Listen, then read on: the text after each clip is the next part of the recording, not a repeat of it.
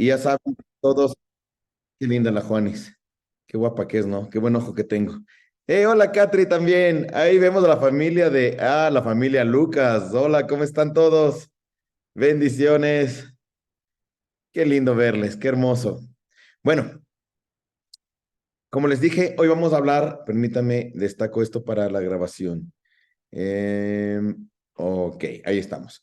Hoy vamos a hablar acerca de un tema que es súper importante para la vida de un cristiano, es totalmente importante para la vida de un cristiano.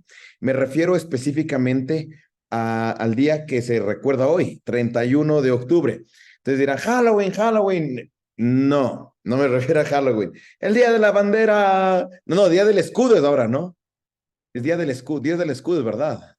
Sí, día del escudo nacional. No, tampoco estamos hablando del día del escudo ni tampoco vamos a hablar del Día del Pastor. Quiero de paso agradecerle a todas las personas que han mandado saludos. Gracias, pero no vamos a hablar ahora de eso, sino que vamos a hablar acerca del Día de la Reforma Protestante o la Reforma Luterana. Esto es importantísimo para que nosotros entendamos y conozcamos bien a nuestra iglesia, ¿ya? Esto fue en el año de 1517, en el año de 1517, 31 de octubre, sucedió este evento especial en el que arrancó de manera definitiva la Reforma Protestante. ¿Qué es la Reforma Protestante? Vamos un poquito a la historia. Ustedes se acordarán cuando Jesús subió a los cielos, él dejó encargada la tarea de propagar el evangelio a la iglesia. La iglesia que en ese momento ya constaba con lo mismo que es ahora, una iglesia con 5 ministerios: evangelistas, profetas, apóstoles, pastores y maestros. Los 5 ministerios eran los encargados de edificar la iglesia en toda la tierra, desde Jerusalén, Judea, Samaria y hasta los confines de la tierra, ¿no es cierto, hermanos? Con el poder del Espíritu Santo. Esa era la tarea de la iglesia. La iglesia empezó a regarse y empezaron a aparecer de inmediato los mártires. ¿Quiénes eran los mártires? Cristianos que estaban siendo atacados específicamente en ese momento por el imperio romano, que era el imperio que controlaba toda esta zona de Europa, parte de Asia, y hasta entraban al África. Ese era el imperio más poderoso en ese momento, ¿no es cierto? Y los romanos, obviamente, politeístas, les tomaron de enemigos a los cristianos y empezaron a acabar con los cristianos poco a poco. Entre esos, uno de los más famosos, de estos más famosos ataques fue, por ejemplo, el del emperador Nerón, que odiaba a los cristianos de una manera impresionante, odiaba a los judíos de una manera impresionante, tanto que llegó a incendiar él mismo la ciudad de Roma para echarle la culpa a Pedro, al apóstol Pedro, ¿ya? Y eso fue lo que le lleva pues a Pedro a la muerte, a la acusación de haber incendiado Roma, cuando todo el mundo sabía que fue el loco de Nerón quien hizo eso. Bueno, luego avanzó la iglesia, siendo una iglesia mártir, tratando de reunirse todavía en catacumbas, en huecos, a escondidas, para lograr compartir la palabra de Dios, para lograr tener algún tipo de cultos y seguir diseminando la palabra por todo el mundo, ¿no es cierto? Así pasaron los años hasta más o menos el año 350 después de Cristo, en el que el emperador Constantino eh, tiene una revelación. Él era hijo de una mujer llamada Helena, y este emperador Constantino del norte de Roma sale a una guerra contra otro emperador romano para tomar el control de Roma, y resulta que antes de la guerra él recibe una revelación de que con la cruz vencerás. Entonces él arma a todo su ejército con un logotipo, con una cruz en el pecho y en los escudos, salen a la guerra, ganan la guerra, y a partir de ese momento Constantino regresa y dice, a partir de este instante ya no vamos a perseguir a los cristianos, vamos a ser una iglesia cristiana. Todos, el imperio romano es a partir de ahora cristiano, pero en ese momento los apóstoles de aquel tiempo, los pastores de aquel tiempo, le dicen, no, nosotros no estamos de acuerdo con que sea así la cosa, no se puede hacer así nomás. Y él dijo, no me importa lo que ustedes digan, yo voy a ser el que manda en esta iglesia. Y Constantino funda lo que se conoce como la Iglesia Universal de Roma, de sus apóstoles, o en otras palabras, Iglesia Católica, Apostólica y Romana. Es fundada por este emperador Constantino. Y Constantino empieza a transformar la iglesia en una institución de poder político. Y a partir de ese momento no se termina la persecución al cristiano.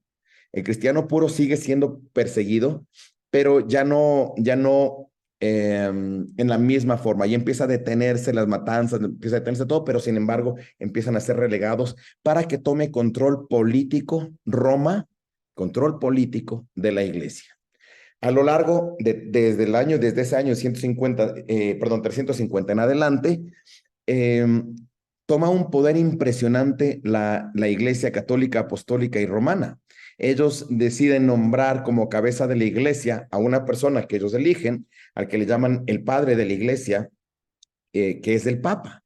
Ya no es Jesús, sino es el Papa. Y le llaman al Papa el vicario de Cristo, que significa el reemplazo de Cristo. O sea, ya no es el Espíritu Santo tampoco, sino es el Papa es el vicario de Cristo. Una persona que tiene poderes especiales, que es perfecto según el canon católico. El Papa es perfecto y la palabra del Papa es perfecta. Dentro de todo esto, ya con todos los movimientos políticos, hay una cosa súper buena que hay dentro del catolicismo, y es que ellos siempre preservaron los escritos bíblicos. Ellos cuidaron durante toda la Edad Media los escritos bíblicos, que muchas partes fueron destruidos, pues el catolicismo los defendía y los defendía bien. Y empezó a hacer adiciones a partir del, me parece, si no estoy confundido ahorita, que bueno, es un poquito irrelevante, en el Concilio de Trento, eh, hacen mantienen esta Biblia.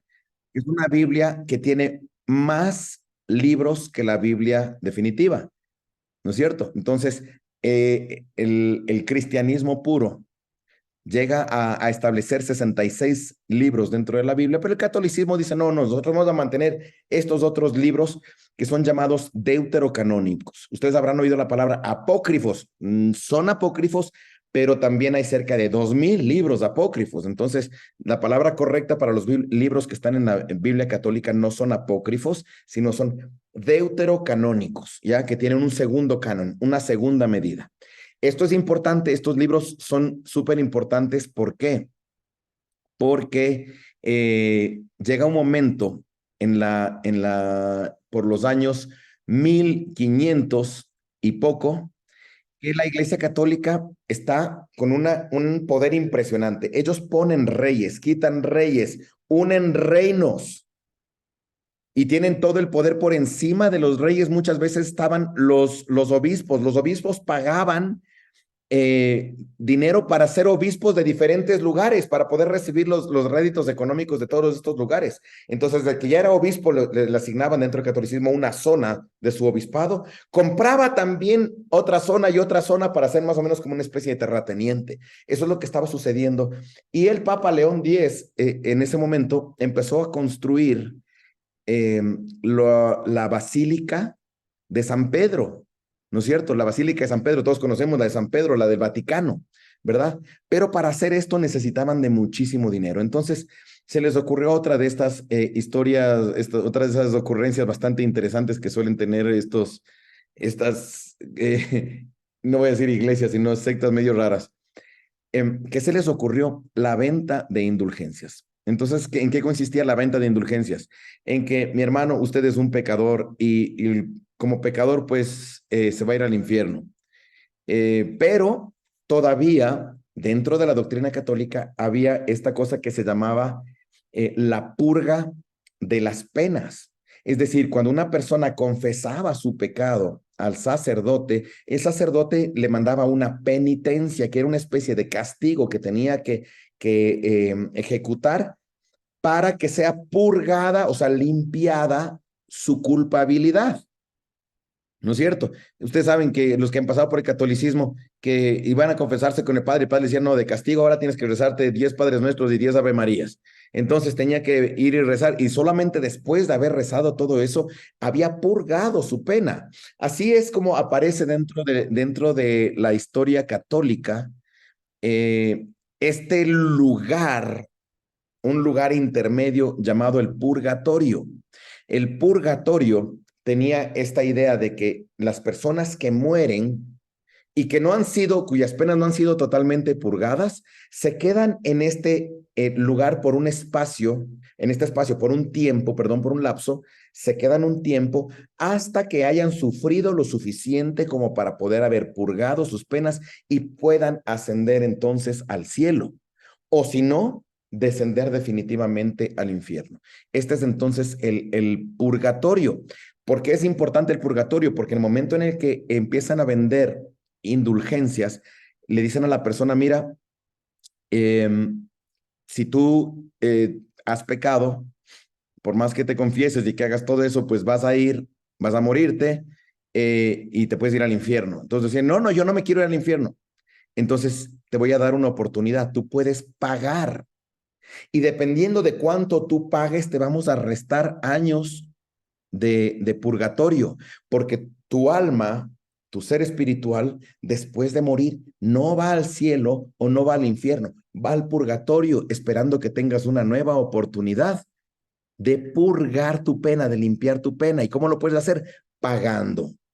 Entonces, si tú pagas a Roma, si tú pagas a Roma, Roma te extiende un documento en el que se te disminuye parcial o totalmente el tiempo en el purgatorio. Y entregaban estos documentos. Entonces la gente dijo, no, si esto están diciendo los curitas, pues esto es verdad, tenemos que pagar a Roma. Y empezaron a pagar para asegurarse que sus penas, su tiempo en el purgatorio, o no existía o iba a ser muy corto y que tenían asegurado entonces un espacio en el cielo. Una vez que esto empieza a suceder, el Vaticano, o sea, bueno, en este momento no había el Vaticano, pero la Santa Mafia, pero la cabeza, el papado de Juan Díaz en ese instante dice, esto no basta, no nos basta para construir la catedral, falta más dinero. Vamos a hacer un segundo nivel. Pague usted por la pena de su papá, de su abuelito, del tío, de sus familiares que oh, no, no, perdón. Me estoy saltando el segundo nivel. El segundo nivel es, pague usted por los pecados que va a cometer. Porque usted ya ha pagado por sus pecados cometidos, pues probablemente cometa nuevos pecados. Deje pagando de una vez ahorita y le garantizamos el cielo. Entonces, las personas empezaron a desembolsar más dinero para Roma y Roma empezó a tener más dinero porque ya tenía asegurado el cobro del pecado cometido y del pecado por cometer. Y luego, como querían más dinero, viene un tercer nivel. El tercer nivel era, mire, su abuelito, su tío, su bisabuelo, todos ellos que ya se murieron y no pagaron, pues están en el purgatorio. Usted puede pagar por la vida de ellos para que ellos puedan subir al cielo de una vez. Entonces, pague por la tía, pague por el tío, por el abuelito, por el papá, por la mamá, por la abuelita, pague por todo el mundo. Y entonces la gente empezó a pagar, pagaban, rezaban ni sé cuántos Padres Nuestros, ni sé cuántos Ave Marías y Glorias, y ni sé qué vainas de esas, y les extendían un documento del cielo. Decían, usted entra directamente al cielo, pum, ejecútese. ¿Ya? Esto sucedió hasta el momento en el que en el año 1517 un monje agustino llamado Martín Lutero, lleno del Espíritu Santo, este hombre dice, esto no tiene nada que ver con la Biblia. Esto es un absurdo, esto no tiene nada que ver con la Biblia, yo no lo puedo entender, esto no tiene sentido. Y él pagó, y aún pagando, no le encuentra sentido y dice, no, es que esto no puede ser. Y se regresa él a estudiar la Biblia. Y una vez que estudia la Biblia, hace un escrito. Él como era un maestro, él era profesor de teología, él tenía derecho a publicar sus escritos, sus calificaciones, sus cosas en las puertas de las iglesias, que eso es lo que se acostumbraba en ese momento. Y la más importante en ese instante, dijo, por favor. ¿Sí? Disculpen que justo me entró una llamada. Exacto, ya están atendiendo ahí. Entonces, la más importante de ese momento y de donde estaba Martín Lutero era la iglesia de Wittenberg en Alemania. Entonces, Lutero hace un escrito que contiene 95 tesis, 95 ítems, ¿ya? Y todos los ítems estaban orientados a proclamar el absurdo hecho de vender indulgencias. Y daba toda una explicación, uno a uno los 95, y fueron clavados en la puerta de Wittenberg el 31 de octubre de 1517. Fueron clavados. En resumen, les voy a decir más o menos qué dicen las 95 tesis. Dicen, es absurdo que exista un purgatorio que no está en la Biblia. Número uno. Número dos, bueno, no estoy numerando, no solamente estoy diciendo el resumen. La culpabilidad de los pecados viene a través de Jesucristo, no viene a través de la Iglesia Católica. El Papa, por lo tanto, no está en capacidad de decidir si se perdona o no se perdona pecados, a menos de que él extienda un perdón por alguna culpabilidad que él mismo haya, alguna maldición que él mismo haya decretado. Entonces, y se pasa dando 95 argumentos de por qué es esto ilógico, de cómo no tiene ningún sentido, ningún principio bíblico. Y el instante en el que él manda este enunciado, despiertan muchos otros monjes famosos, maestros, teólogos reconocidos. Entre esos el principal es Juan Calvino, está, ¿cómo se llama el otro? Bueno, hay una gran cantidad de maestros de teología que sabían la misma verdad, pero que no se atrevían a proclamarla. ¿Por qué? Porque antes del Lutero, a lo largo de los años, muchos años atrás, aparecieron muchas personas que se negaron a seguir las normas absurdas del catolicismo y les quemaron en hogueras, les asesinaron por herejes, porque era una herejía hablar cualquier cosa en contra de lo que ha dicho el Papa. Pero Lutero tuvo esta bendición de encontrarse con personas poderosas que le protegieron todo el tiempo, que le resguardaron su seguridad y que financiaron inclusive su movimiento para que él pudiera ir a otras universidades, inclusive a un mismo concilio con los obispos y arzobispos para exponerles la realidad. En ese momento el Papa dijo, a este hombre hay que excomulgarlo mínimo, si no le matamos, por lo menos hay que excomulgarlo. Y se empezó a dar el proceso de excomulgación. Justamente ahorita Fernando pregunta, Ignacio de Loyola, aquí es cuando aparece Ignacio de Loyola. Aquí es cuando aparece Ignacio de Loyola.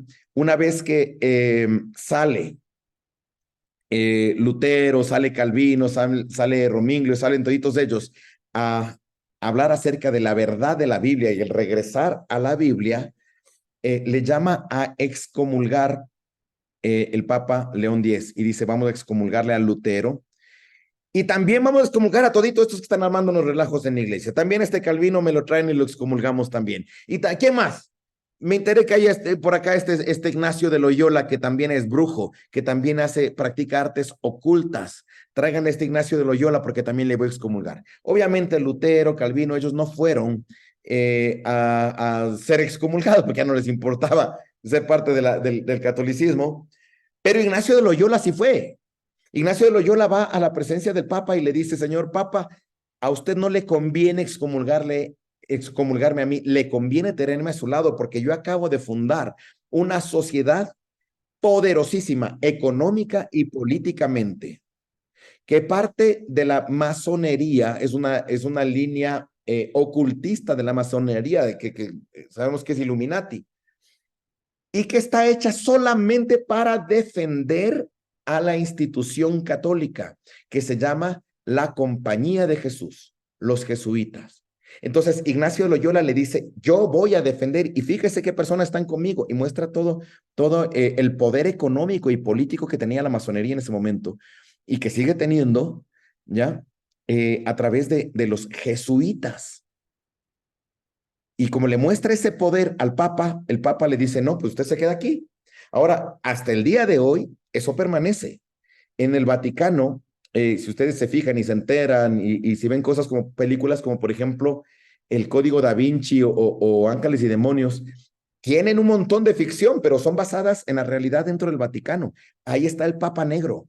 Se le conoce el Papa Negro. Es verdaderamente el representante de los jesuitas en el Vaticano, que anda vestido de negro, ese es su traje, por eso él dice el Papa Negro, que es el mandamás político del Vaticano.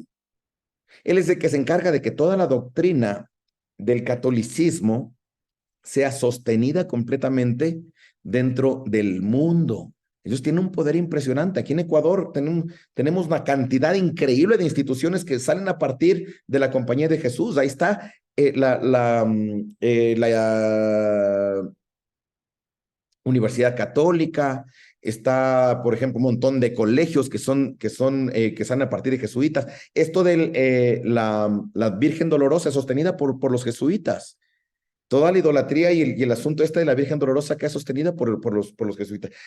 Ustedes se van a ver, por ejemplo, todas las fibecas, todo el Banco del Pichincha, tienen ahí el cuadro de la Virgen Dolorosa, tienen un poder súper grande en cuanto a política y economía a partir de lo que hizo Ignacio de Loyola.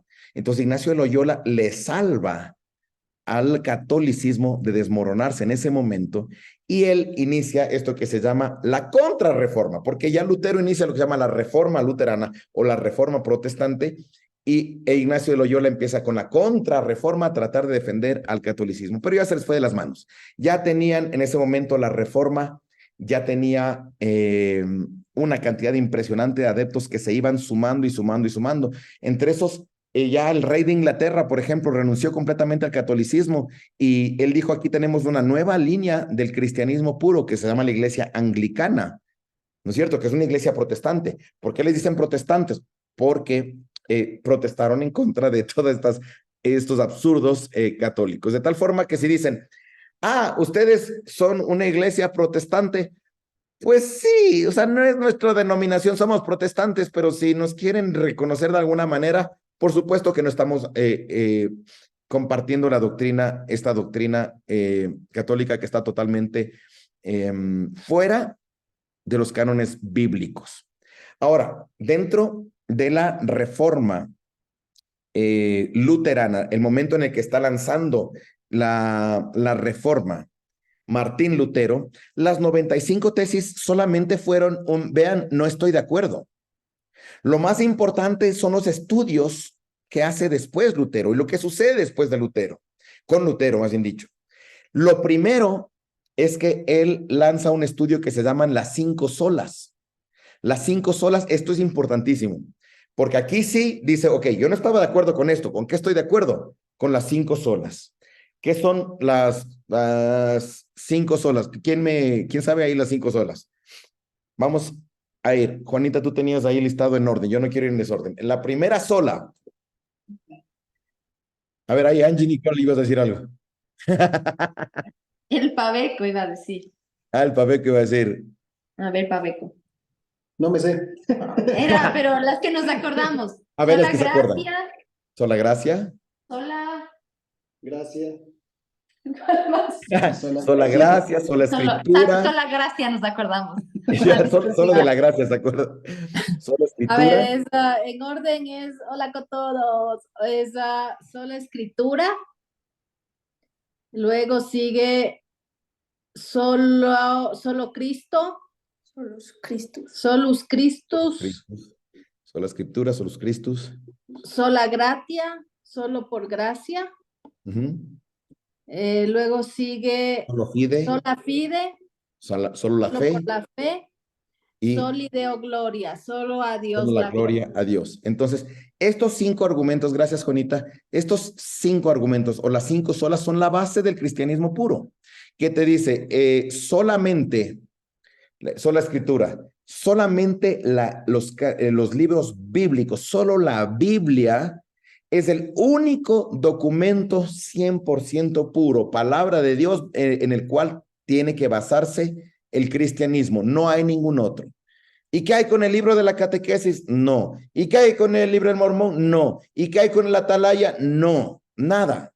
Solamente la escritura, porque el catolicismo tiene también su cantidad de libros, no solamente la catequesis, sino tiene una gran cantidad de libros y de documentos papales, bulas y encíclicas papales que dicen una cantidad de cosas impresionantes. Y claro, como el catolicismo dijo que el cura es perfecto, pues entonces todos sus documentos deberían ser perfectos. Pues no, no. Sola escritura significa, solo la escritura es la palabra 100% pura de Dios. Ve cómo se me hizo la. Número 2.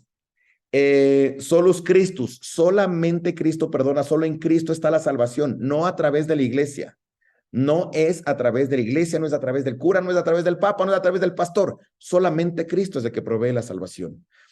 Luego tenemos sola gracia. No es por obras. Tú no puedes hacer nada. No sirve de nada que pagues.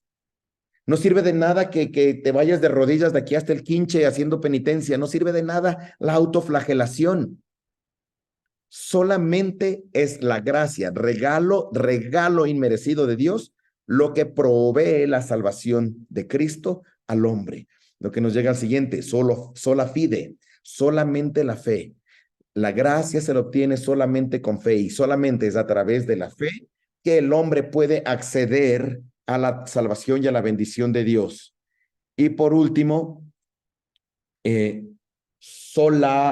soli Deo gloria, solamente la gloria a Dios. Nadie más se lleva la gloria.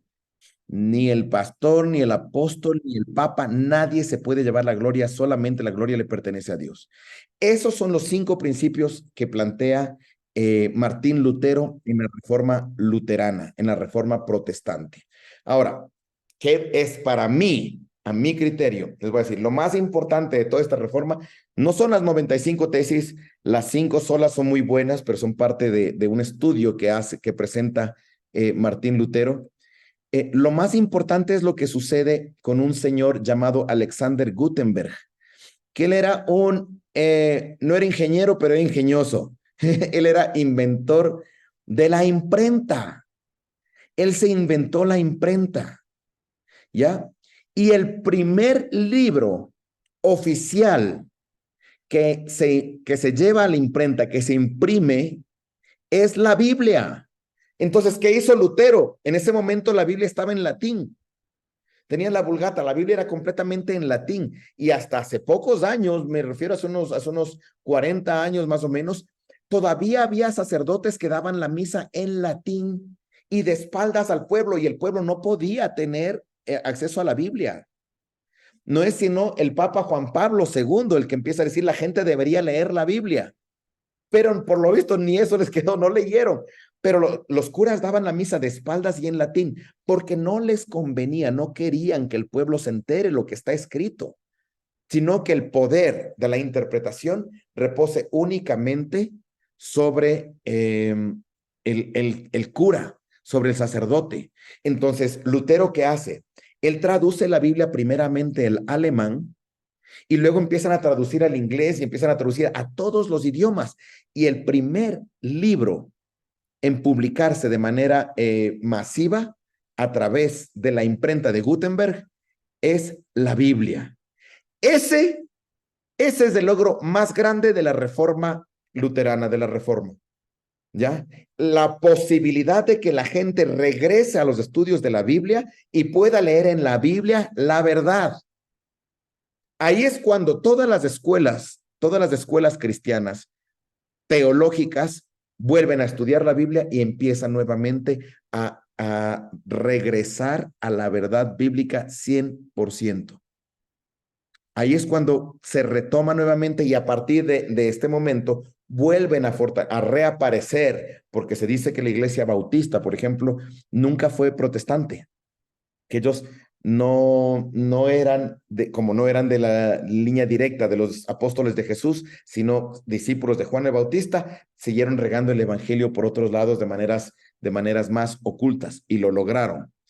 Y se habla así de algunas iglesias que pudieron haberse mantenido a lo largo de la historia de manera casi secreta, pero ahora con la libertad de la Biblia, vuelven a aparecer las iglesias cristianas multidenominacionales, es decir, de toda denominación, desde los anglicanos, los calvinistas, los reformados, los bautistas, los anabautistas, y bla, bla, bla, bla, bla, bla, bla, hasta que esto ya no es parte de esto, pero que vuelven a aparecer nuevamente los avivamientos del Espíritu Santo a nivel mundial, con lo que la iglesia regresa al comportamiento bíblico original, vuelve a comportarse como estaba escrito en el libro de los Hechos. En los Hechos, cómo funciona la iglesia a partir del día de Pentecostés, llena del Espíritu Santo. Pues hay el avivamiento que se llama avivamiento pentecostal, que vuelve a regresar a la iglesia a este punto. ¿Por qué? Porque el Señor ya viene y la iglesia tenía que estar llena del Espíritu Santo.